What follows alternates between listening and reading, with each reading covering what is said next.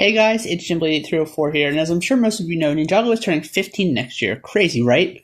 In this video, I'm going over what I think LEGO could possibly do to celebrate the 15th anniversary with possible sets, announcements, and anything they could possibly do.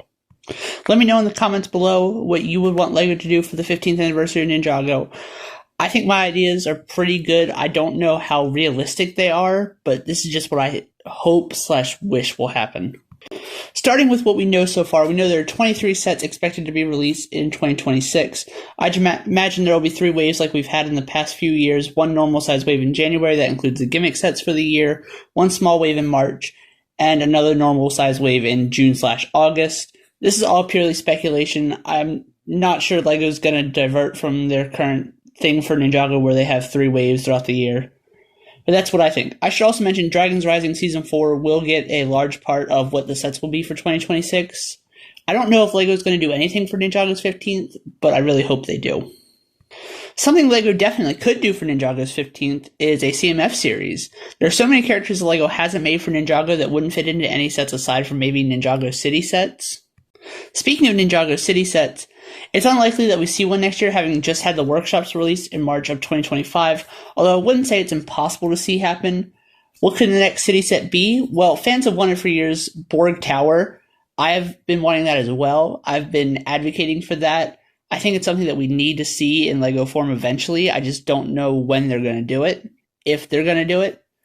Something else we've never gotten before is a Ninjago advent calendar. LEGO has been making advent calendars since 1998, and Ninjago hasn't had one. Obviously, Ninjago's only been around since 2011, but for reference, City has been having advent calendars since 2005, Star Wars has had them since 2011, Friends since 2012, Harry Potter 2019, Marvel has had ones from 2021 to 24, Disney got one the last 2 years, and even Minecraft got an advent calendar in 2025. How has Ninjago never gotten one?